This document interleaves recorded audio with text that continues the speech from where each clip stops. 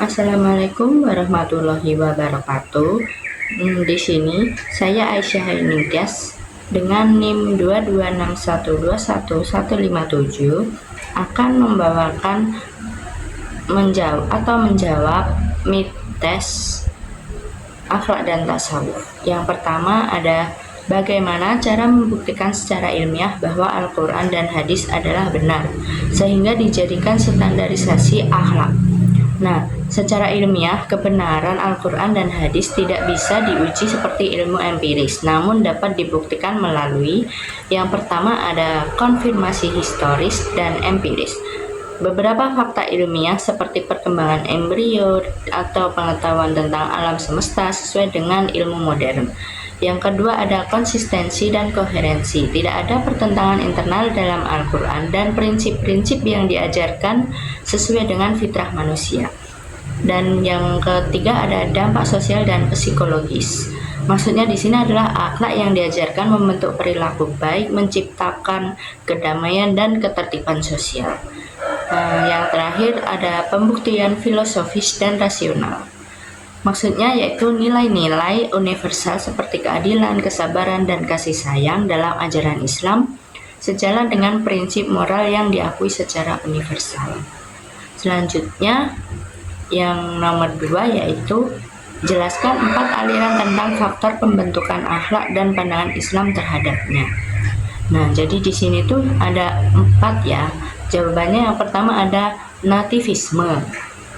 Nativisme di sini yaitu akhlak dibentuk oleh faktor bawaan lahir atau genetik.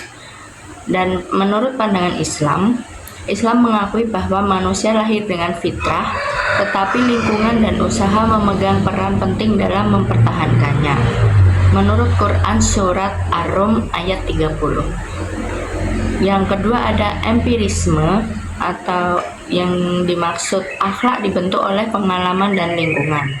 Menurut pandangan Islam, lingkungan memang mempengaruhi akhlak sehingga Islam menganjurkan memilih lingkungan yang baik seperti majelis ilmu dan pergaulan positif. Kemudian yang ketiga ada konvergensi.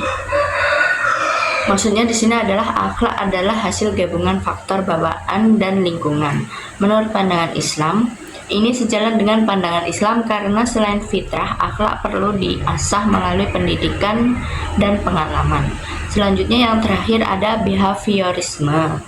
Akhlak dibentuk melalui pengulangan kebiasaan dan stimulus dari luar. Menurut pandangan Islam, Islam mengajarkan penting mujahadah atau usaha sungguh-sungguh dan melatih diri untuk melakukan perbuatan baik agar terbentuk kebiasaan. Selanjutnya yang nomor 3 yaitu mengapa kita harus berakhlak terhadap Allah Subhanahu wa taala. Sebutkan dan jelaskan bentuk-bentuk berakhlak terhadap Allah Subhanahu wa taala. Jadi di sini walaupun Allah Subhanahu wa taala tidak membutuhkan makhluk, akhlak kepadanya adalah wujud syukur dan pengakuan atas kemuliaan dan kekuasaannya. Hal ini juga memperbaiki hubungan hamba dengan Sang Pencipta dan mendatangkan keberkahan. Bentuk-bentuk akhlak terhadap Allah Subhanahu wa taala ini di sini saya menyebutkan ada 5, yaitu yang pertama ada beriman dan bertakwa. Kemudian yang kedua ada ikhlas dalam ibadah. Kemudian ada syukur dan sabar. Kemudian tawakal, dan yang terakhir ada cinta dan rindu kepada Allah. Selanjutnya yang nomor 4, mengapa Rasulullah SAW diutus hanya untuk menyempurnakan akhlak bukan ilmu. Nah, jadi di sini maksudnya adalah ada hadis yaitu yang berbunyi aku diutus hanya untuk menyempurnakan akhlak yang mulia. Menekankan pentingnya akhlak sebagai inti dari keberagamaan. Akhlak adalah penetapan nyata dari ilmu, sehingga ilmu tanpa akhlak tidak akan bermanfaat. Beberapa alasan fokus Rasulullah SAW pada akhlak yaitu di sini ada 3. Yang pertama ada ilmu tanpa akhlak berbahaya. Maksudnya ilmu disertai akhlak agar tidak disalahgunakan. Kemudian yang kedua ada akhlak sebagai esensi kehidupan. Maksudnya yaitu akhlak membentuk masyarakat yang harmonis dan mencerminkan keimanan. Selanjutnya ada ilmu adalah sarana. Akhlak adalah tujuan. Ya, maksudnya di sini tuh Islam mendorongkan umatnya mencari ilmu, tetapi ilmu tersebut harus diwujudkan dalam perilaku yang mulia.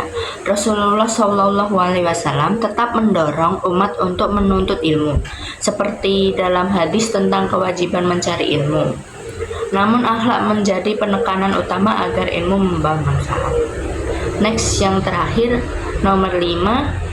Apa manfaat sholawat bagi Rasulullah Shallallahu Alaihi Wasallam sementara beliau masum dan sempurna?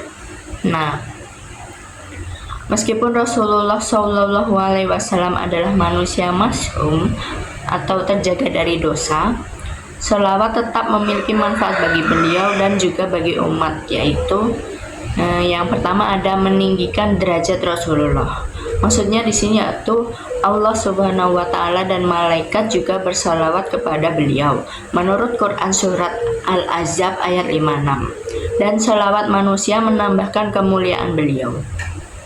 Yang kedua ada mendatangkan syafaat. Rasulullah Shallallahu Alaihi Wasallam menjanjikan syafaat bagi yang banyak bersalawat kepadanya. Kemudian yang ketiga ada kedekatan dengan Rasulullah Shallallahu Alaihi Wasallam. Orang yang banyak bersalawat akan lebih dekat dengan beliau di hari kiamat nanti. Selanjutnya ada menyatukan umat. Salawat mencerminkan cinta kepada Rasulullah dan mempererat hubungan umat dengan sunnahnya. Dan yang terakhir ada menambah pahala bagi umat. Salawat tidak hanya bermanfaat bagi Rasulullah, tetapi juga mendatangkan keberkahan dan pengampunan bagi yang melakukannya. Sekian dari saya, kurang lebihnya mohon maaf. Wassalamualaikum warahmatullahi wabarakatuh.